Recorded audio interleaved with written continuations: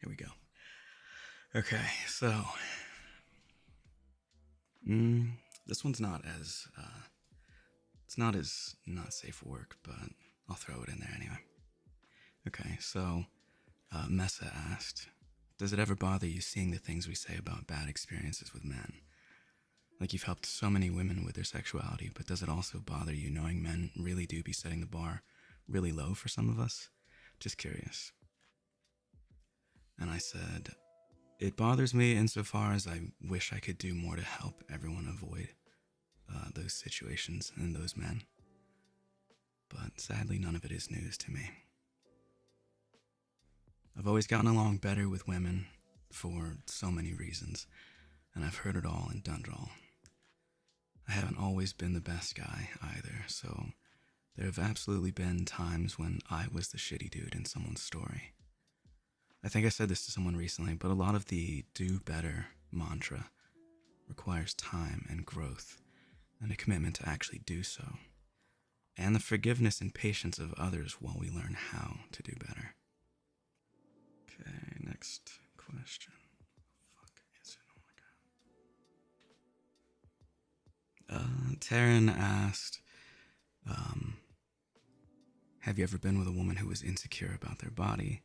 How did they overcome it, and is that a turnoff? And my response was, yes, of course, I've been with a woman who was insecure about her body. And no, it's not a turnoff to be self-conscious. Just steady compliments and kissing the areas of her body she hates. Just a gradual process of building confidence back up. And if we gotta do it in the dark, we gotta do it in the dark. It's okay. You work up to that moment. You don't just, when you're with someone new, you don't just expect them to be on that level immediately.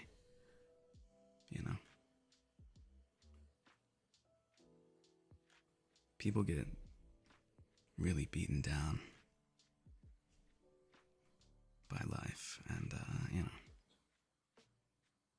it's a lot to undo. It's a lot of damage to undo.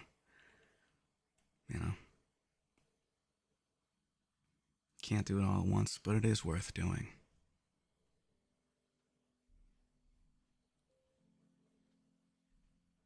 It's worth doing it.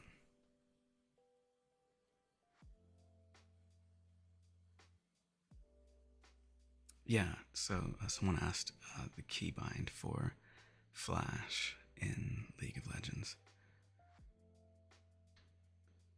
I mean, the options are D or F. Is it Flash? D? Is it when you think of the word Flash? D. Flash. No, it's F. You put Flash on fucking F. It's obvious. Everyone knows that. Come on. And then there's some. Yeah.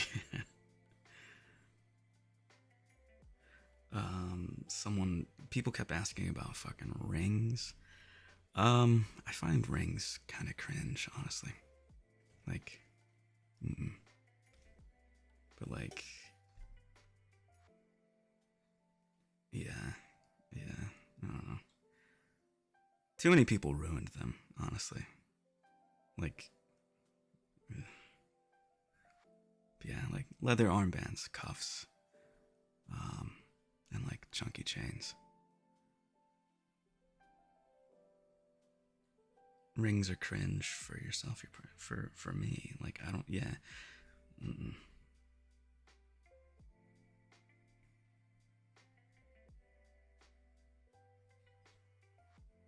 It's gross.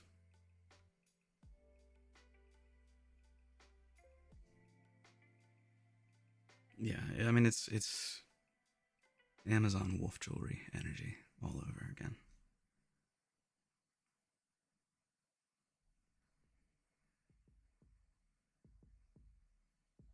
Tell me you take black and white pictures of your hands gripping sheets. without telling me. Yeah, it's cringe.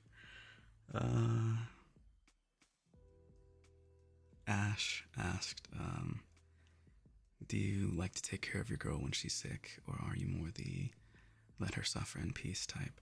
And I said, who just allows their girl to suffer in peace? Like, I become the caretaker immediately, and it's soup and hydration and every other supplement we can get into you to get you healthy and happy. You know?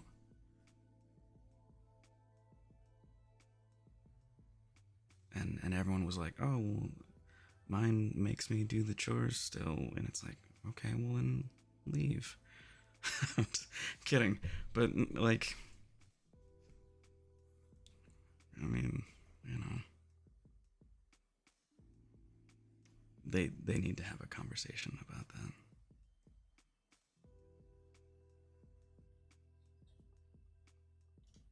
Sorry, I had to hydrate.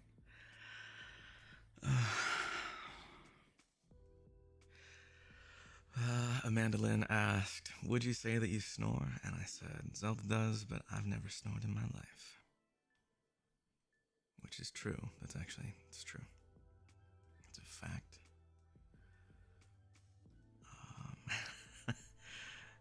Yeah. Let's see.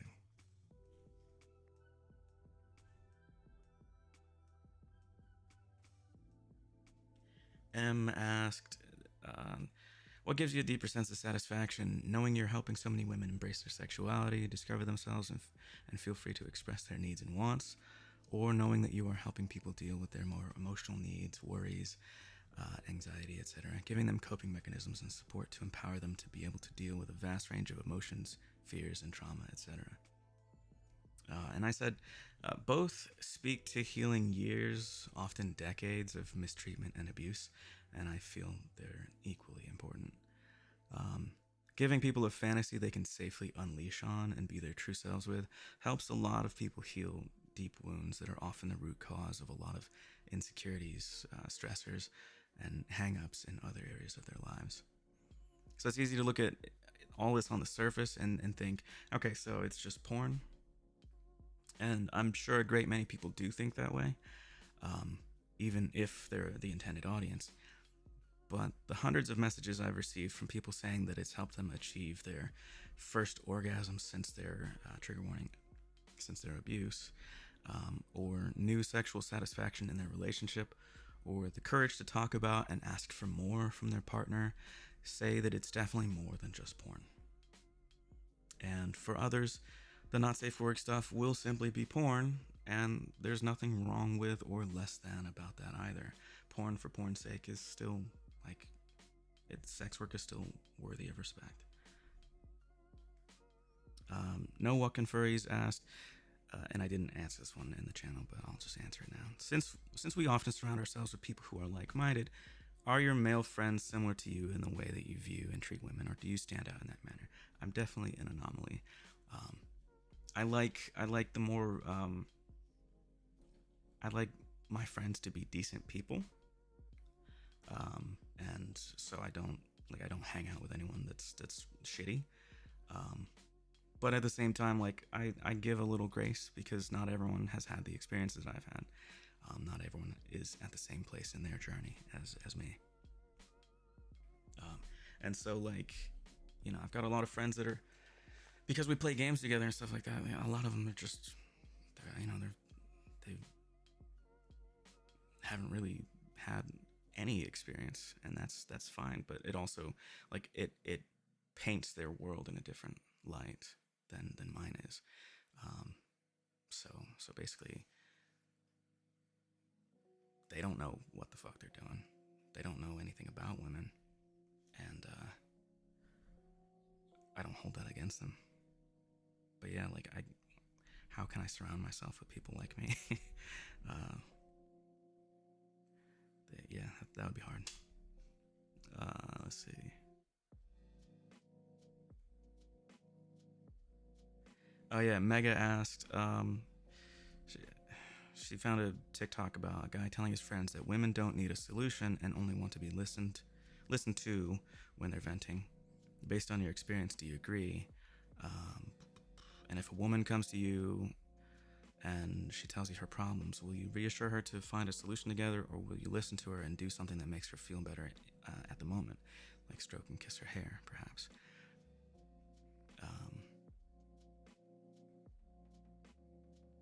In my experience, that does tend to be the case with a lot of women.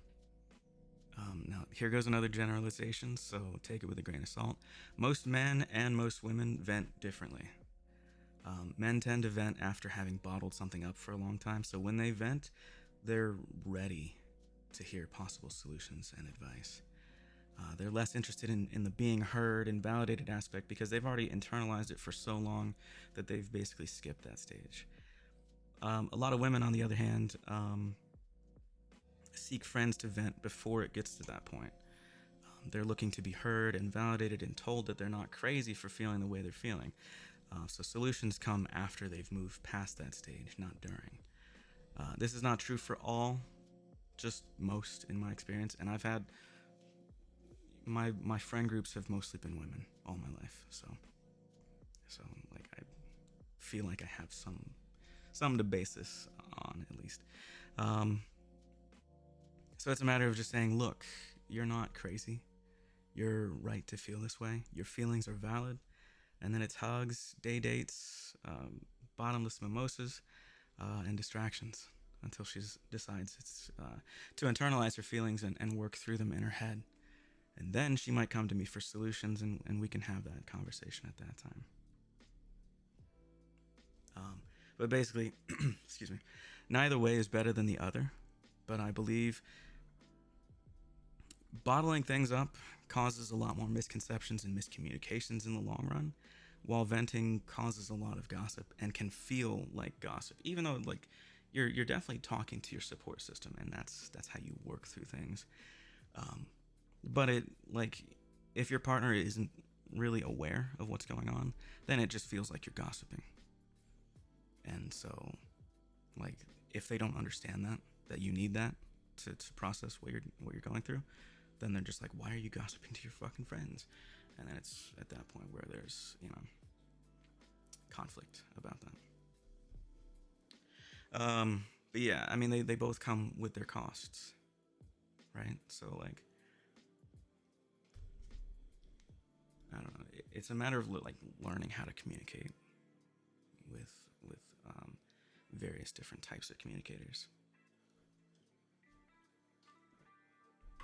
And it's obviously not like limited to gender. It just happens to be like coincidentally that people who are raised a certain way end up processing things a certain way, you know. And so there are going to be those women who are out there like, yeah, I was raised not to deal with my feelings, blah blah blah. And it's like, good, then this is how you process shit, probably, right? And it tends to be like, oh well, that's how a lot of men were raised. So there's all that like back and forth for sure.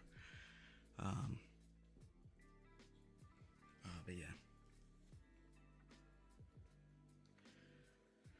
yeah. Curious Cat asked, among other questions, she asked, what are your thoughts on how one should respond to or deal with a loved one who really doesn't understand the community or emotional support it provides? And then they go on to talk shit about the community. If you're with someone who doesn't see the value of a community like this, they probably don't respect or care about women or their needs all that much. And I would be planning my exit, basically.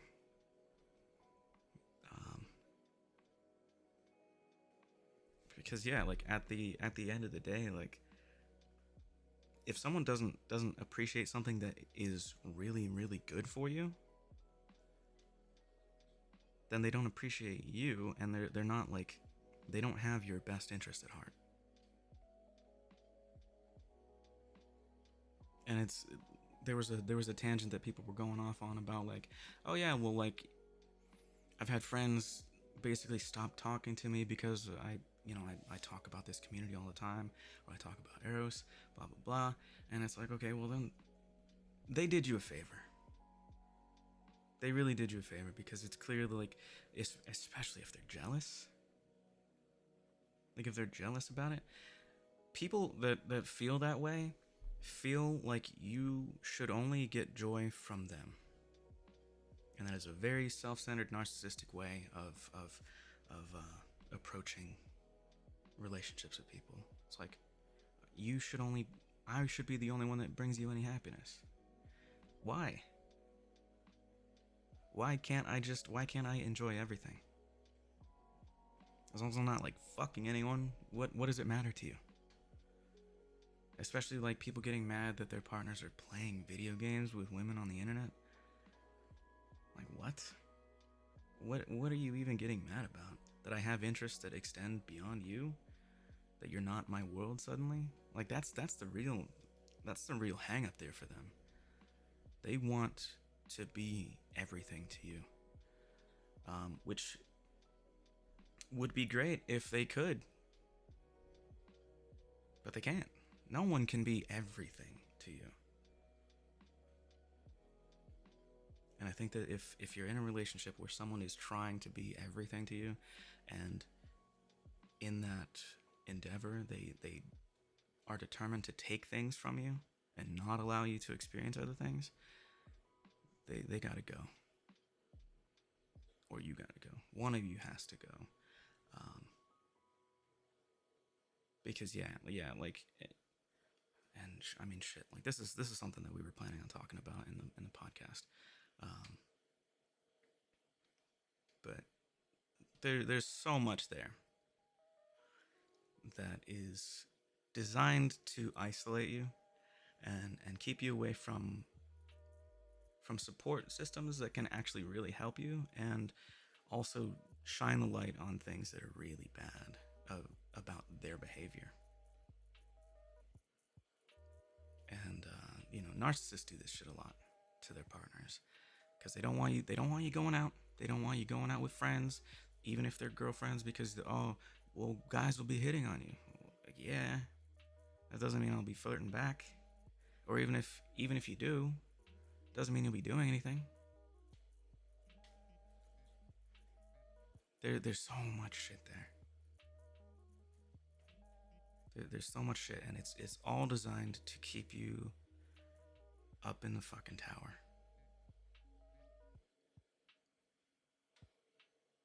And as much as, yes, you are princesses,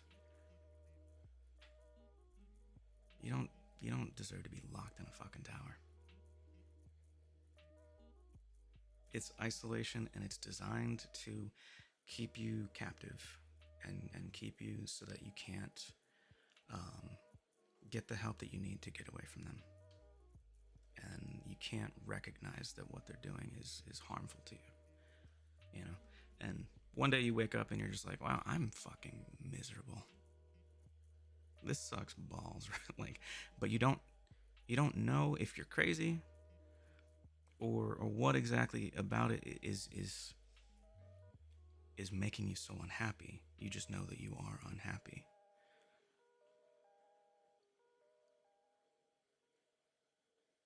And like, this is especially true like if you're present on social media and you're posting pictures of you and your significant other, and you're smiling, and all the comments are like, oh my god, you're a perfect couple, blah blah blah, you look so good together, he's so good to you.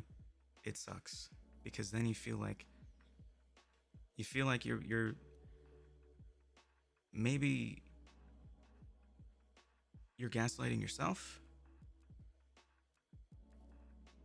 Like, maybe he is great. Maybe I'm just being weird. Maybe I'm being too needy. Maybe I'm being unreasonable.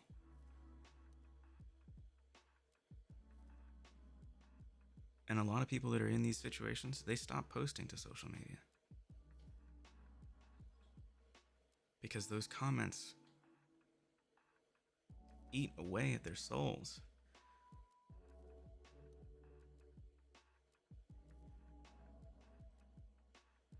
When everyone's telling you, oh my god, you guys look so happy, and then you can't type it, you can't reach out to them and be like, I'm fucking not.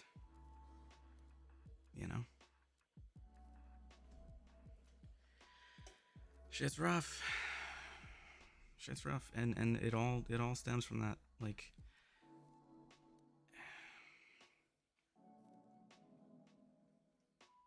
those types of people are going to shit on everything that you like that doesn't involve them.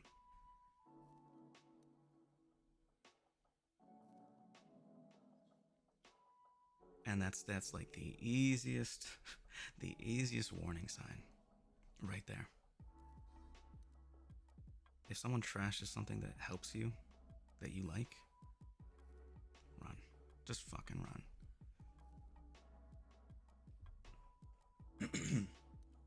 Fuck. K Boo said, how long is too long to introduce your partner to family and friends? And I said, when you start asking this question, it's been too long. There's some kind of avoidance there, and there's a reason your partner is hesitant for those worlds to collide. Might be hiding something, for sure. Tooth Fairy asked, once you make your partner aware your needs aren't being met, how long do you try and make it work? And she went on to say some more stuff, but I'm just going to go with the answer. It can feel heartless to end a relationship, especially a longer one, in quotes, just because your needs aren't being met. Like, what about the kids? What about your bills? What about XYZ? But at the end of the day, if not now, when? Because you can always find more excuses to stick around. It's infinitely easier to just stick around and suffer than finally prioritize yourself and say, my needs matter enough on their own merit. Relationships aren't just life partnerships that make it easier to afford the cost of living. If you've expressed your needs in a very serious and earnest manner and your partner has rebuked you and refused to change, then the next relevant change is their removal from the relationship. There is no set time frame. Either they're willing to commit to make changes to meet your needs, or they're not. Especially in the case of longer relationships, if they aren't willing now, they probably still won't be willing in a year or 2 or 5. This isn't working because I'm just not happy is a perfectly valid reason to end a relationship. It's one of the truest reasons, honestly.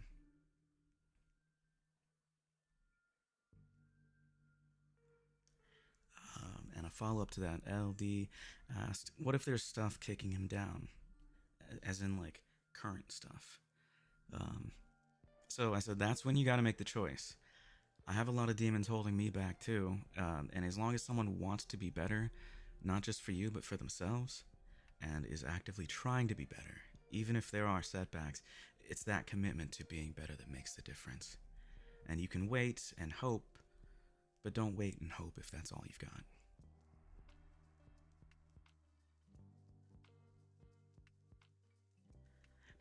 Milk poop, not quite. There's, that's that trendy thing that says if he wanted to, he would. Not necessarily, because there's a lot of shit going on in the brain that, like, there's so many things that I want to do that I do not, and I think that goes for everyone. There's so much shit that goes on that, like, I would love to do a million different things, and I would love to be just the perfect partner, and for whatever reason, whatever's going on in my brain, sometimes I just can't.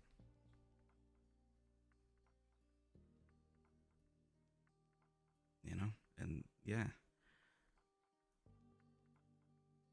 there's yeah, I'm like obviously if they wanted to, they would, but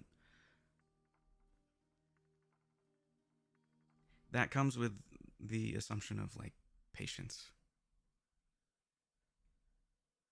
and time and effort. Sorry, Wendy Bird, love you, babe. But yeah, like, someone can't give more than their best. Like, they can grow and their best can change, but, like, in the moment, what they can give you is it. That's the limit. And so if that's not good enough for you, then that's the conversation you need to be having. Not so much blaming it on someone for not doing something. You know, the blame game in relationships is really really difficult to navigate, and it makes people behave worse. You know, it really puts their back up.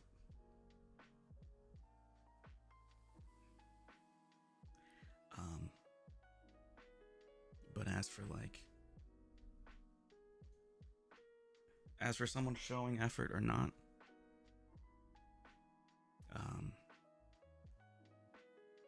you decide how long is too long to wait for that. You decide. If you have been in a relationship and things have just been shit for a long time, and you've communicated these things for a long time and there's no change, they're probably not going to change. So it's like waiting around an extra year after having a conversation again for the last time. That's not going to help anything, because you already know it's not going to change.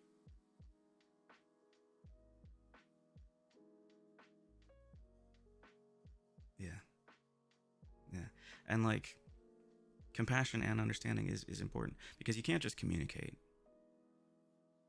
You can't just communicate without seeking to understand them and having compassion for what they're feeling, what they're going through, what maybe is preventing them from doing the things that you want them to do. You know? And so, effectively, it's up to you. Is the end of that answer? It's up to you. But yeah,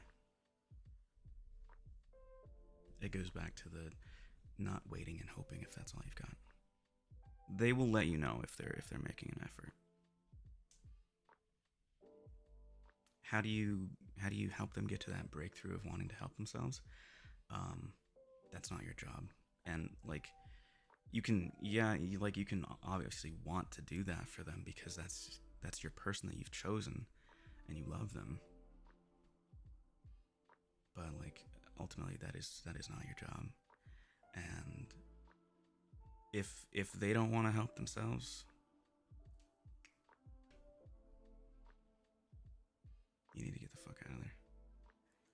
And maybe like, if you feel like this person is your soulmate, if that's the case, then maybe 5 years from now, things will be rekindled and it'll work out this time. But like, you staying in that relationship, in all honesty, just enables them.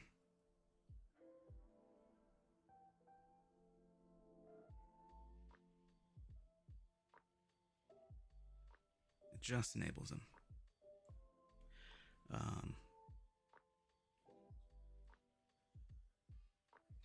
Annie asked, what's your most ordered item from generic food delivery service app? And do you feel attacked when generic food delivery service app tells you you're a frequent customer? And I said, probably Popeyes. I contacted generic food delivery app support once, and they were like, you're one of our most valued customers.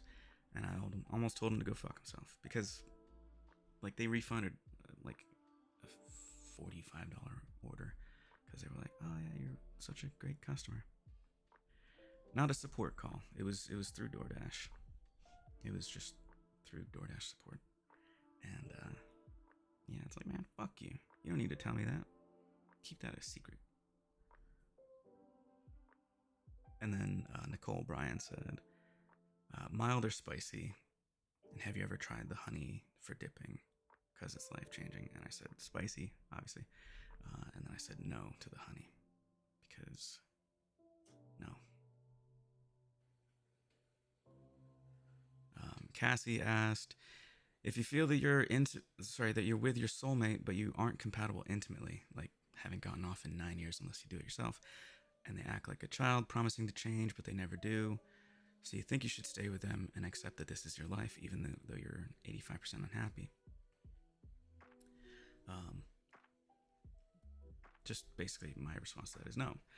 You can have a soulmate that is a friend too, and a relationship that is fully satisfying. It's not one or the other. And I'd hope that your partner, if their love for you is sincere, would want you to be truly happy rather than feeling stuck. Some people just make better friends than lovers. If you're 85% unhappy, you know the answer.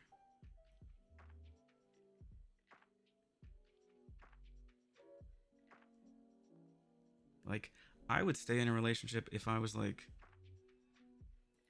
40% unhappy, tops. But like the closer it gets to 50-50, fuck that, I'm out. Because if I'm unhappy, she's unhappy. Why would we do that to ourselves? It's definitely still pushing it, you know? But remember that goes both ways. It does go both ways. There are a lot of things that maybe like your man wants you to do that you're not doing. Probably just as many things that you want them to do that they're not doing. And that's why like communication, compassion, and understanding like matter so fucking much. You know? And just effort and willingness to change. And if they're not willing, then they're just not ready for a relationship. They certainly don't deserve to be with you. And neither of you should be putting yourselves in that situation. You know? So if you're getting that sensation, then that's probably a sign that they're not going to be super receptive to it.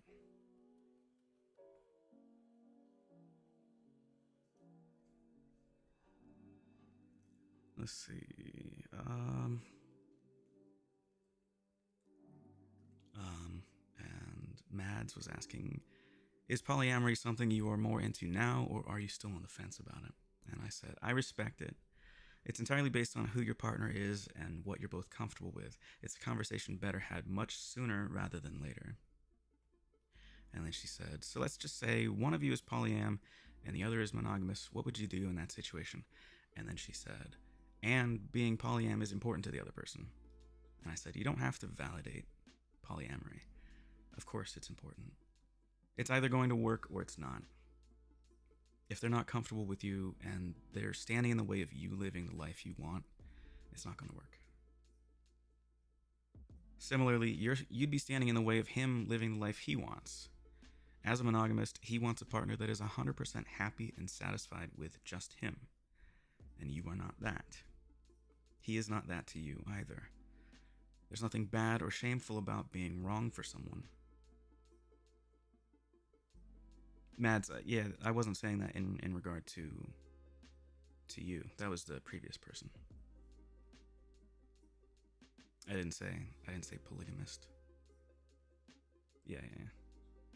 I was saying that because in that person's question, it was literally like about polygamy more than just polyamory.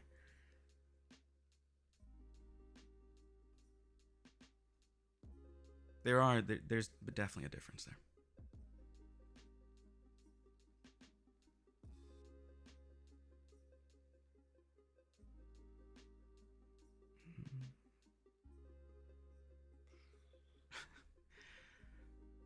Have you ever had a dream that you had your you could you'll do you want you could do so you'll do you could you want them to do you so much you could do anything? Yes.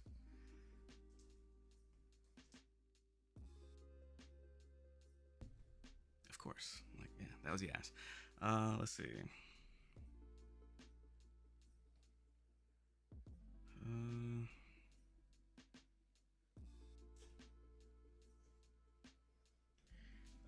I didn't answer this question, but no walking furry said, do you consider yourself funny?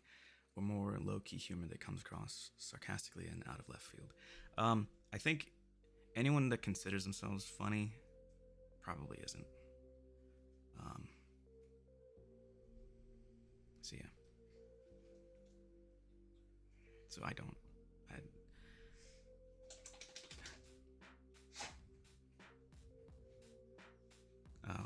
Dookie Shoes asked, do you have any TikTok or Twitter drafts? And if so, would you ever release a few for science purposes? I had like 185 TikTok drafts, and sorry, my stomach's going crazy.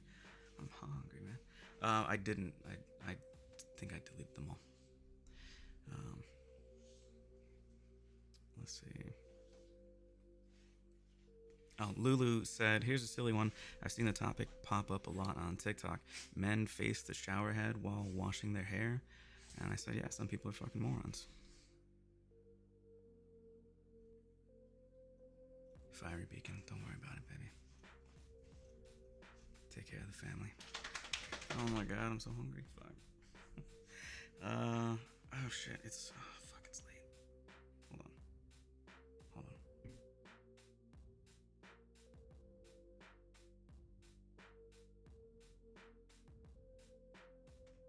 Alright, sorry about that. I just had to put in an order on the generic food service delivery app. Yeah, that's fuck. Place that I really wanted tonight was closed, so I was like, fuck. Missed it. Missed my window of opportunity. But yeah, let's go back to yeah, like, I mean, if you're facing the shower head while you're trying to wash your hair, you're not doing a good job. Like, you need to get out of the stream, lather your fucking hair up, and then, then rinse it out. He's like, oh, I don't know why I run out of shampoo so quick. You're fucking dumb, probably.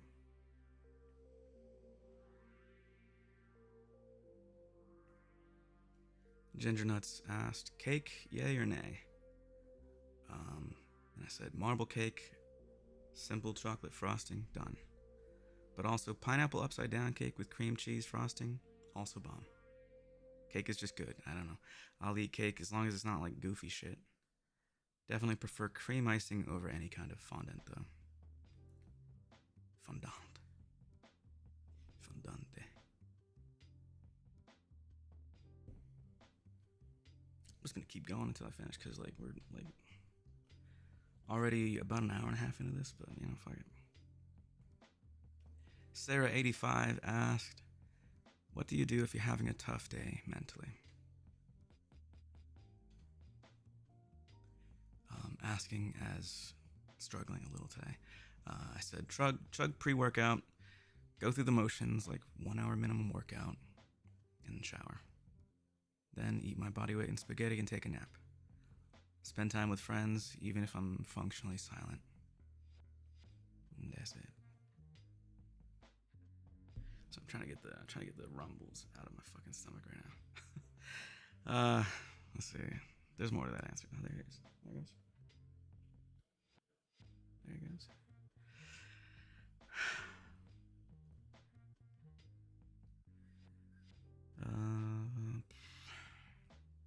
Let's see. Because I'm tired and hungry. Oh, and Curious Cat asked another question about like 80s songs, which is superior. Take on Me, Everybody Wants to Rule the World, Don't You Forget About Me, or Africa. And then she specified by Toto, as if, like, who doesn't fucking know? It's literally the only song that she helped out, and it's like the most well-known one, besides like Aha. To which my answer was none of them. But there's a song, Always Something There to Remind Me. I don't know why. I just like that one a lot. But if I had to rank them, the others, like, it would have been Africa at some point, but like there was a point on the internet not too long ago where it got like crazy overplayed, and it like people went nuts over it, and it's like I mean, it's a good song, but like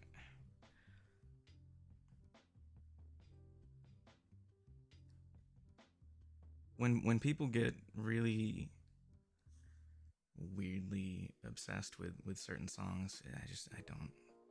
It makes me lose interest. I'm like, yeah, I don't fucking care. But of those, then it would be Everybody Wants to Rule the World, probably Take on Me, and then Africa, and then Don't You Forget About Me. I don't really like Don't You Forget About Me. It's not my favorite. How do I feel about Bon Jovi? Love him. Love them.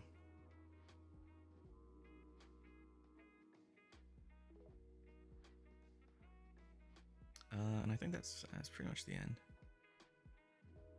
Pretty much the end there. Besides the script idea that I got there. But yeah. That's all. That's all. Okay. This was a long one. This was a good long event. Yeah, I will be making this Q&A recording into an audio that's available eventually. Who knows when? Who knows? And also, I'm about to post an audio for you guys. The royalties heard it last month. I'll just get it posted so you guys can listen to it on your own. But yeah, I love you all. Thank you so much. And when you go to sleep, have some sweet dreams. All right.